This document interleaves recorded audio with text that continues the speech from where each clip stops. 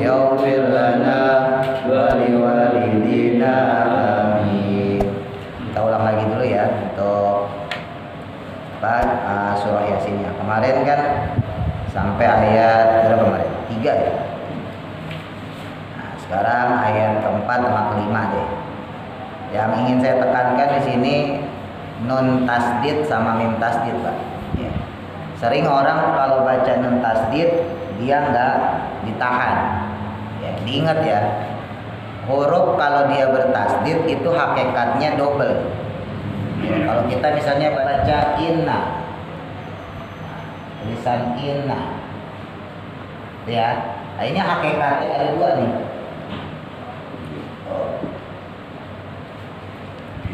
Nah, makanya nggak boleh kita baca inna, nggak boleh, gitu ya, karena hakikatnya dia ada 2 dan khusus nun sama mim, ya, dia punya sifat gunnah. Untuk makhraj dasar nun itu ujung lidah kita taruh sini, taruh di bagian gusi atas, langit atas yang keras. Nah, ini makhraj dasar nun ya, nun, taruh di sini. Ya, sedangkan mim makhraj dasarnya adalah di bibir, tekan, maliki. Kalau nun taruh di atas, nah taruh sini. Ya, kalau mim dimingkemin, maliki gitu ya. Kalau nun ditaruh di atas ujung lidahnya. Ya. Nah itu dasar. Nah nun sama mim itu dia punya 2 makhraj. Yang satu tadi makhrajnya ada di ujung ya atas ya, bagian atas langit-langit yang keras, dan mim makhrajnya ada di bibir. Yang kedua dia punya sifat gunnah, yang mana makhrajnya ada di pangkal hidung, khaysyum. Nah, kapan itu terbaca gunnah, terbaca dengung kalau bahasa kita? Ketika dia bertasdid.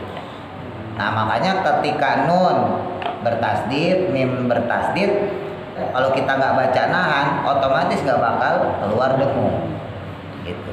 Gimana mau dengung kalau baca nunnya sama mimnya nggak ditahan? Gak bakal kuat dengungnya. Misalnya kita baca 1 ketukan atau 2 ketukan gitu ya, inna, ini gak bakal dengung. Inna, supaya dengung gimana? Pasti harus ditahan dulu. Tuh, ada keluar tuh dari hidung kita. Inna, imma, gitu.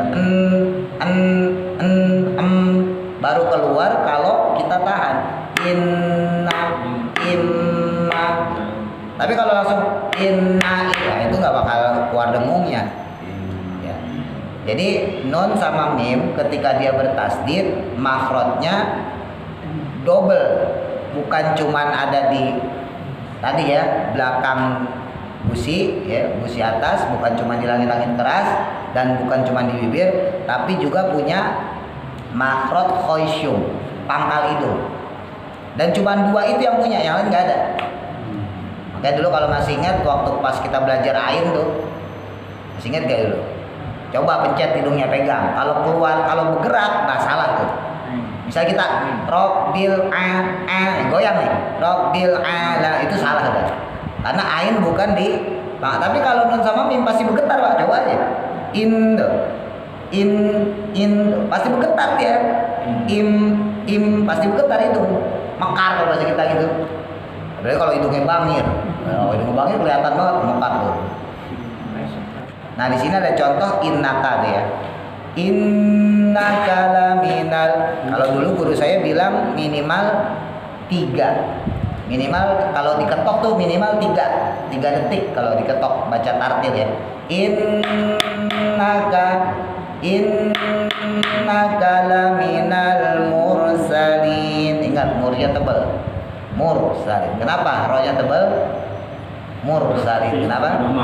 Karena sebelumnya berharokat doma. Ala sirat. Nah nih, tim tahan dulu, dibiasain. Ala siratim mustaqim. Jadi nggak boleh siratim Ya yang nggak boleh itu langsung siratim mus. Nah ini kan berarti nggak ketahan. Berarti kalau nggak ketahan nggak bakal keluar dengung.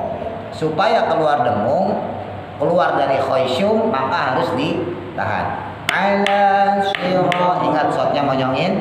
Ala ala siratim, pokoknya monyong, giginya nggak boleh kelihatan.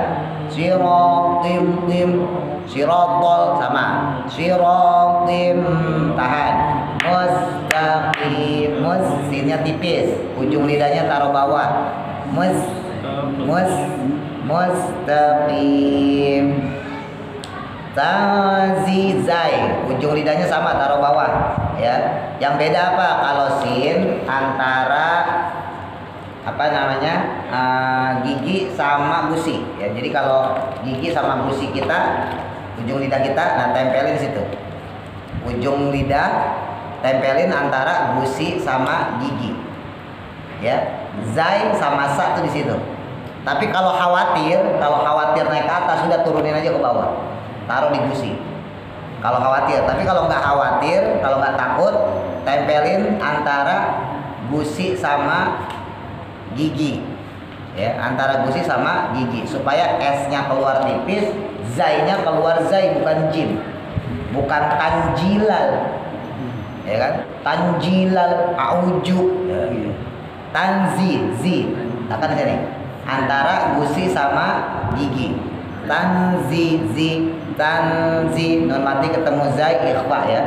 Tanzilal azizir, sama tuh. Ketahuan ntar kalau ajijir rohim itu kelihatan. Ya, berhubung udah yasin gak saya tes, saya anggap udah pinter dah.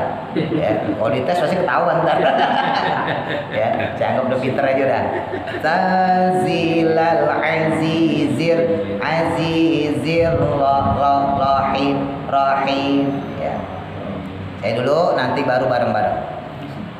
A'udzu billahi minasy syaithanir rajim. Tarik nafas 1 2 3. A'udzu billahi minasy syaithanir rajim. Ingat sinar taruh bawah.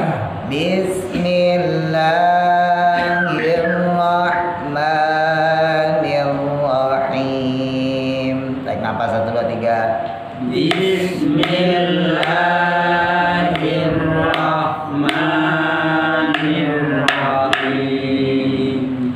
Yasin.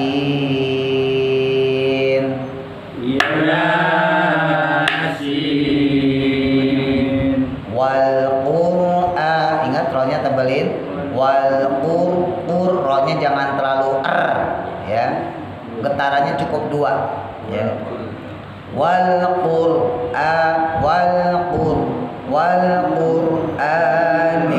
hakim. Tarik nafas. Wal Qur'anil hakim. Mas Gianto membahas Tuhan. Ha tipis. Ya, emang kalau laki susah, saya bilang balik nyampein. Kalau laki-laki ha tipis agak susah, karena suara kita udah dari dasar-dasarnya ngebas. Nah, justru kalau suara yang ha biasa kita pase. Kebalikannya perempuan, kalau perempuan suaranya cempreng, ya, makanya dia ha kecil gampang. Tapi kita harus belajar juga, jangan sampai hakim ha, ya orang kepedesan. Ya. Wal Qur'anil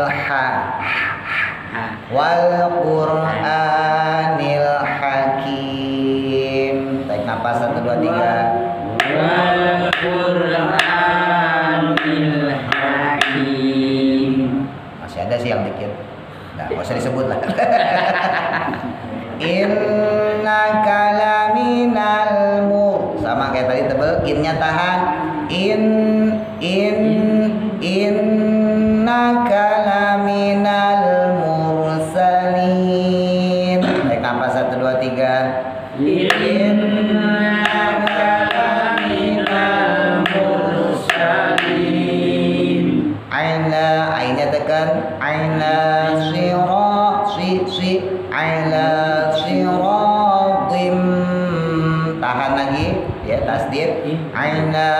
siratim mustaqim.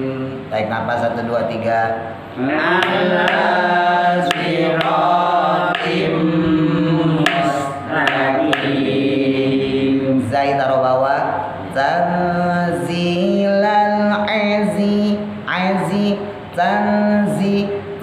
tanzilal azizir rahim. Tarik nafas. Tanzilal azizir rahim. Annya ketemu Z itu ikhfa ya. Tahan dulu. Kalau ikhfa idgham tahan. Jangan tanzi, jangan tanzilal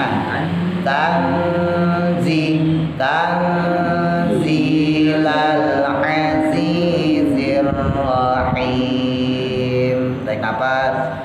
Tanzilal azizir rahim. Sampai batuk.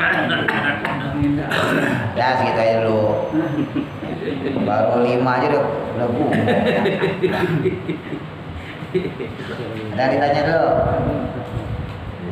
Nggak ada ya? Udah pinter.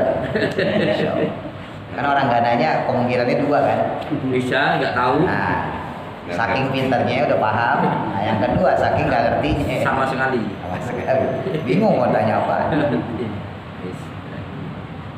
Baik, kita sambung ya. Tafsir Yasinnya sampai mana tuh? 7 dah. Inna likulli syai'in qalban.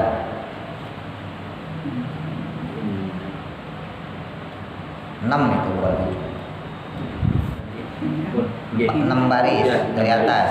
Tadi kita mau inna likulli. Duit kecil kelihatan. Dah, temu ya. Bismillahirrahmanirrahim. Qala musannif rahimahullahu taala wa nafa'na bihi wa bi ulumi fi dharain amin. Nah, sebelumnya dijelaskan bahwa salah satu ya sebab turun atau asbabun nuzul daripada surah Yasin itu adalah karena Nabi Muhammad ditentang ya, ditentang oleh orang-orang kafir. Bahkan disebut Nabi Muhammad itu cuman anak yatimnya Abu Thalib ya, paman beliau yang mengasuh beliau ya. Terus kemudian orang-orang kafir di kota Mekah saat itu ya, itu mengingkari ya terhadap kenabian Nabi Muhammad SAW. Nah, justru diingetin sama Allah. Ya, jadi surah Yasin ini menjadi motivasi penghibur. Nggak usah khawatir, yang ngomong kan manusia. Yang nggak ngakuin kamu sebagai Rasul manusia.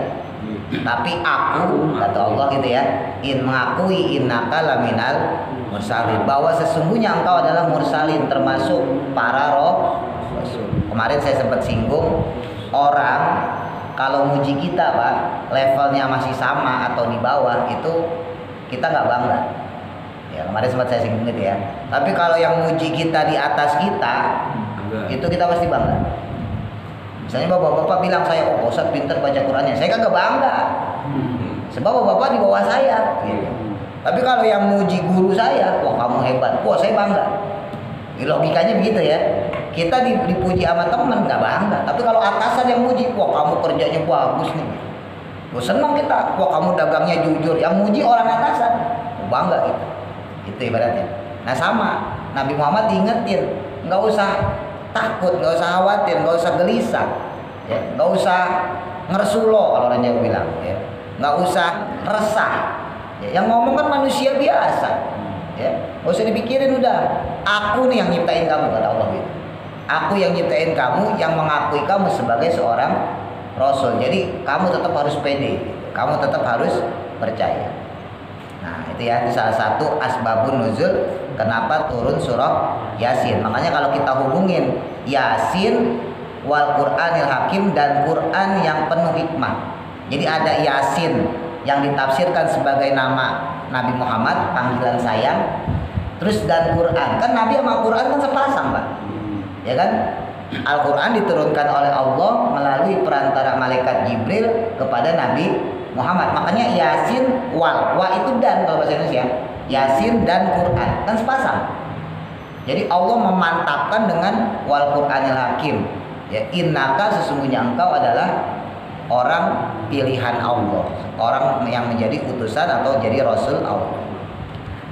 Nah, inna likulli syai'in, sesungguhnya pada setiap sesuatu itu qalban, ada hatinya. Setiap sesuatu itu punya hati. Sebetulnya qalban itu bukan hati, jantung. Ya, qalbun itu sebetulnya jantung. Kalau hati itu kibedun. Ya, jadi kalau qalbun itu jantung, bukan hati sebetulnya. Cuman kita sering nyebut qalbun hati. Ya. Yang benar adalah jantung sebetulnya. Kalau bahasa Arab kibdun atau kibdatun itu hati. Sebab organ tubuh yang vital itu sebetulnya bukan hati, Pak. Jantung. Iya dong. Makanya orang Inggris aja nyebut kalau ada orang nih jantung hatinya. Udah jantung pakai hati lagi, ya kan gitu, orang luar gitu, orang negeri. Nah, ada orang misalnya sebel sama bapak ibunya, ya kan, disebut ya broken home, broken heart. Bukan heart kan, heart itu artinya apanya? Jantung, bahasa Inggrisnya heart itu jantung. Ya, bukannya hati bukan. Ya. Makanya ada juga hadis Nabi, ya. Setiap manusia itu di dalam dirinya punya mudghah, punya segumpal daging. Ya. Faida fasada, kalau daging itu rusak, fasada kullu, maka rusak tuh semuanya. Ya. Sebaliknya kalau dia bagus, ya, maka fahasana kullu, maka tubuhnya juga akan bagus. Ala wahia al-qalbu, ketahuilah bahwa segumpal daging tersebut adalah qalbu. Qalbu itu bukan hati, jantung, karena itu hadis medis. Walaupun bisa ditafsirkan secara hakikat gitu ya, secara non medis, tapi sebetulnya itu hadis medis. Kalau orang jantungnya sehat, maka hidupnya juga sehat. Tapi kalau orang jantungnya kagak sehat, punya penyakit, punya radang, kan ada radang jantung. Ya, ada apa kelainan jantung, macam-macam lah. Nah, otomatis hidupnya juga tidak sehat. Jadi fungsi terutama dalam tubuh manusia sebetulnya bukan hati, tapi jantung. Tapi kalau kita mau artiin hati pun nggak masalah. Tapi kalau segi bahasa Arab sebetulnya yang namanya qalbu itu adalah jantung, intisari. Iya dong. Orang nggak punya hati, Pak. Nggak punya hati, nggak punya empedu, itu masih bisa hidup gak? Masih bisa.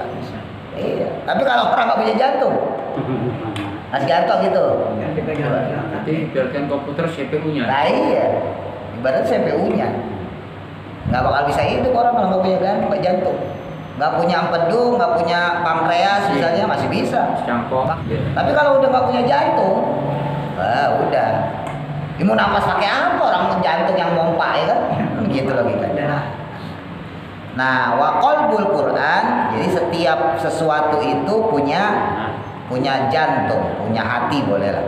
Wa qalbul Quran, dan sedangkan qalbunya Al-Quran, ya, jantungnya Al-Quran, hatinya Al-Quran itu Yasin, surah ya Yasin. Wa man utawi sapane wong, maka siapa orang qira'ah kang maca sapa man, siapa orang yang membaca surah Yasin, biar semangat kalau baca Yasin benar-benar. Kalau orang baca Yasin, kataba, maka mencatat sapa Allah Gusti Allah, maka Allah akan mencatat lahu baginya qiraatul Qur'ana, dia baca Al-Qur'an asyra marratin, sebanyak 10 kali. Mantap. Baru tahu kan Madilai kan?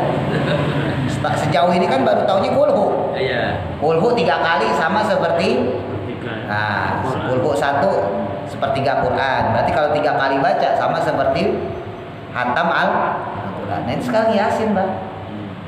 Bapak baca Yasin 1 kali itu sama aja baca Quran 10 kali dari segi pahala, bukan dari segi fadilah membaca ya. Karena beda, kalau dari segi fadilah membaca tetap yang afdol adalah membaca dari awal sampai habis.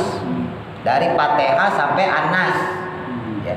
Tapi kalau sekedar cuman pengen dapat pahala, baca Yasin 1 kali pahalanya seperti 10, bukan sekali khatam, 10 kali khatam.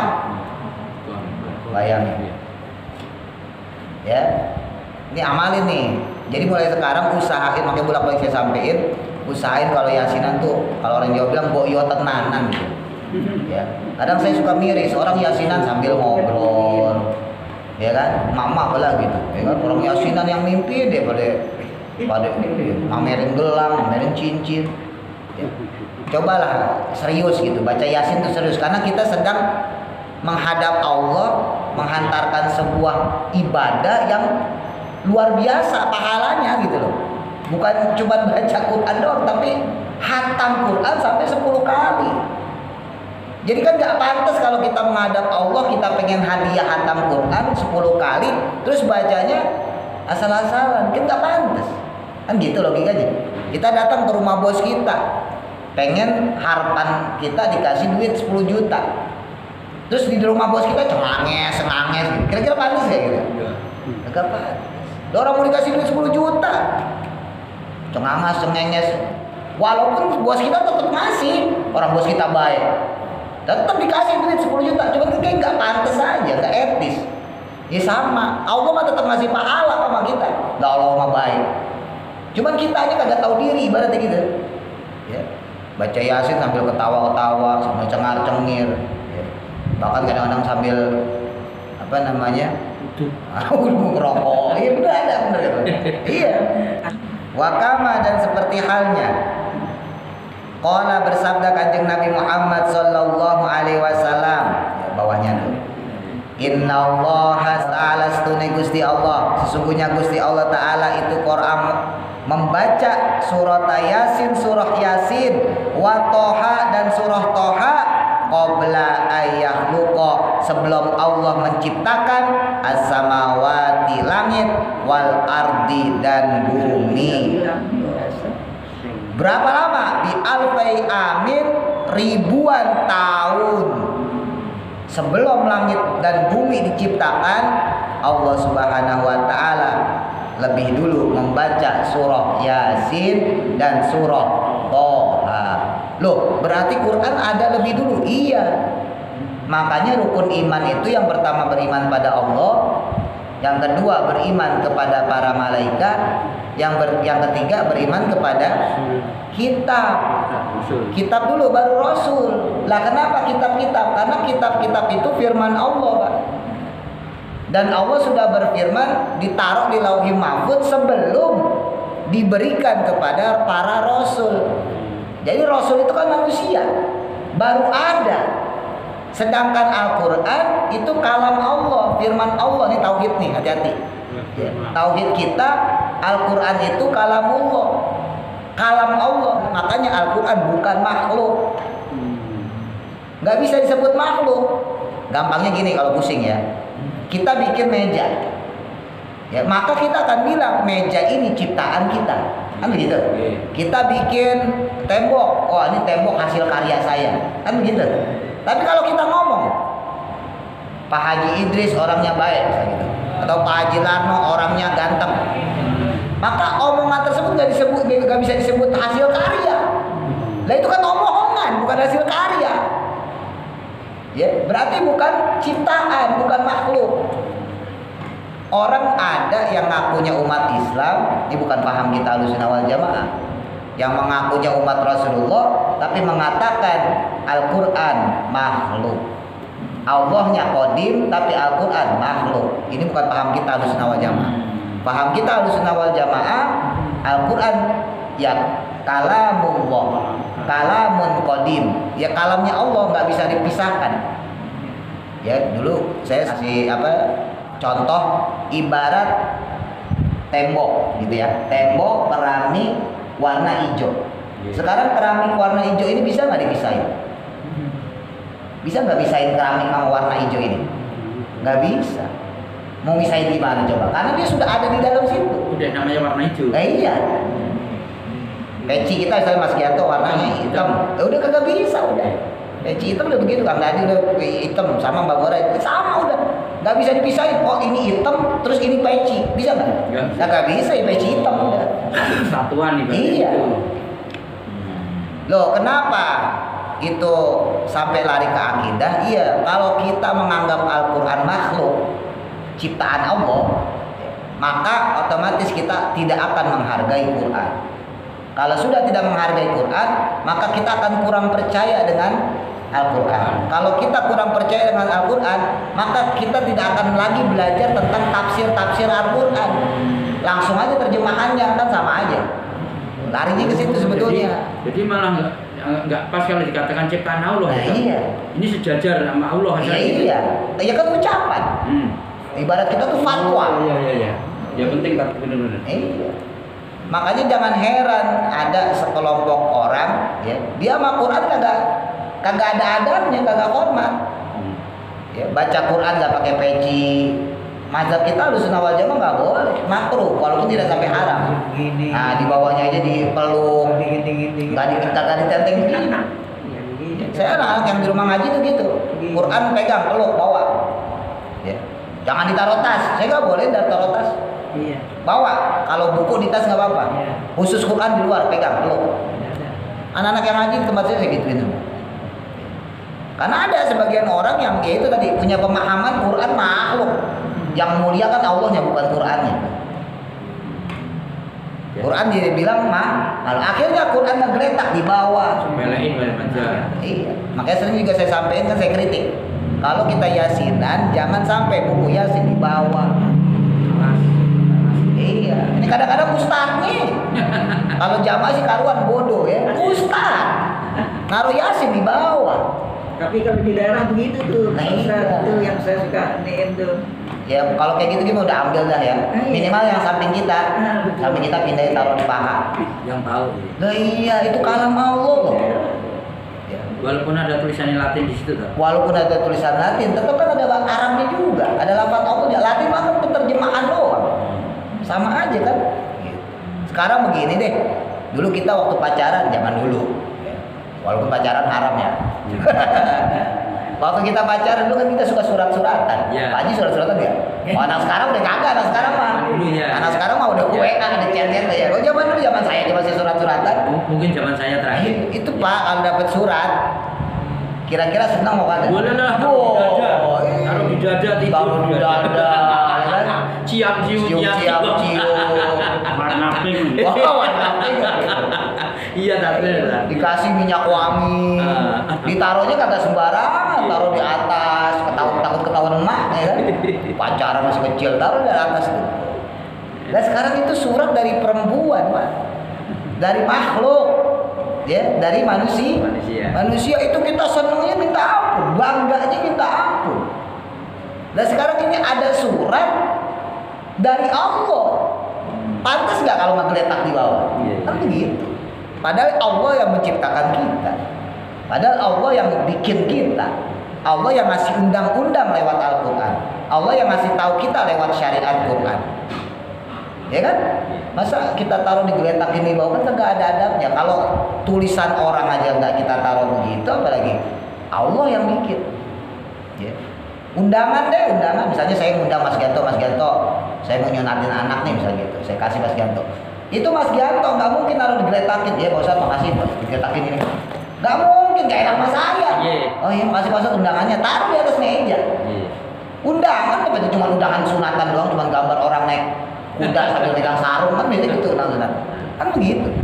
Kenapa? Karena nggak enak sama saya, gampangnya begitu aja. Dan sekarang kita nggak ada rasa nggak enak kepada Allah, kita tuh naruh Yasin di bawah, naruh Quran di bawah. Makanya hati-hati ya kalau misalnya apa namanya tahu niat ilmunya. Terus sama surat Toha ya. Makanya surat Toha sama surat Yasin ini sebetulnya surat sakral. Falamma sami'at maka tatkala mendengar siapa al malaikatu para malaikat Al-Qur'an akan Quran ya. Ketika malaikat mendengar bahwa Nabi Muhammad akan diberikan Quran yang di dalamnya terdapat surah Yasin, surah Toha, Al-Muluk, Al-Kahfi, Tabarok ya, Ar-Rahman, Al-Waqiah, surat-surat pilihan. Qalu berkata para malaikat, tuba bejo, ya, beruntung li ummati Muhammadin, bagi umatnya Kanjeng Nabi Muhammad sallallahu alaihi wasallam, nazala yang turun alaihim kepada mereka, hatani suratani, 2 surah ini tuh. Wah, beruntung banget buat orang yang jadi umatnya Nabi Muhammad yang diberikan oleh Allah 2 surah tadi, Yasin dan surah Toha. Watuba, dan beruntung pula liman, bagi orang tahammala yang hafal bihima, dengan kedua surat tersebut. Apal surat Toha, apa surat Yasin. Ya, saya di rumah tuh anak saya suruh hafalin surat Yasin, Pak. Ya, makanya kalau aki-aki gak hafal Yasin malu. Saya di rumah anak saya suruh hafal. Lah iya udah ngaku orang NU gak hafal Yasin, gimana ceritanya ya kan? Kalau saya Yasin 5 kali hafal tuh. Yasin doang. Yasin. Ping limo. Waktu badan beruntung juga ya.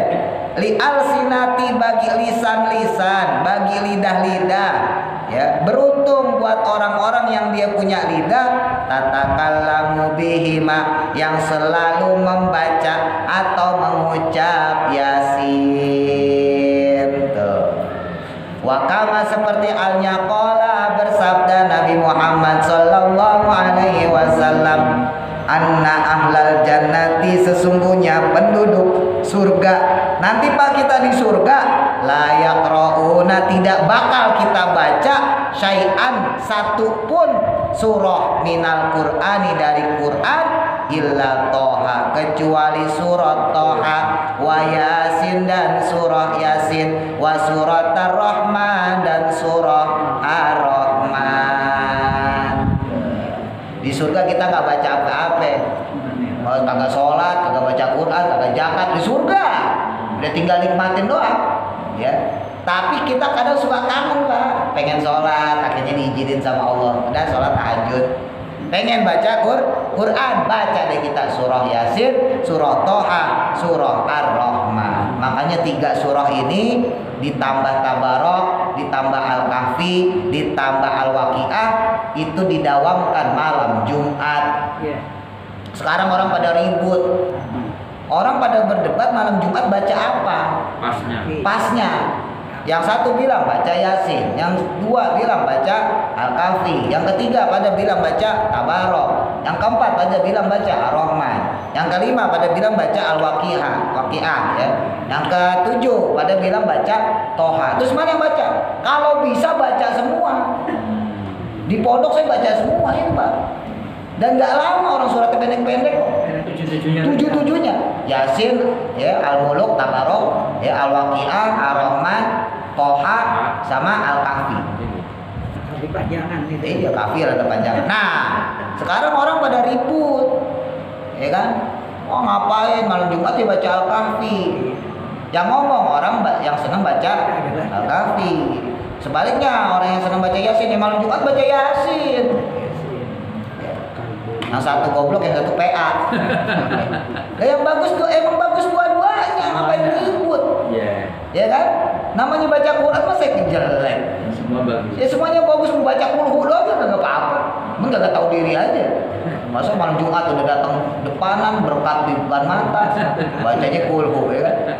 Iya. Makanya kalau bilang bagus, semuanya juga bagus. Maka saya bolak-balik kalau ngomongin ini saya bilang ya udahlah, hentikan perdebatan kita masalah malam Jumat baca apa. Yasin, Al-Kahfi nggak usah. Lo senang Al-Kahfi, lo baca deh Al-Kahfi. Lo senang baca Yasin, baca deh Yasin. Udah.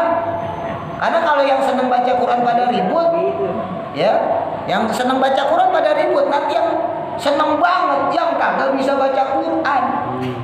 Tuh lihat tuh, kata yang nggak bisa baca Quran.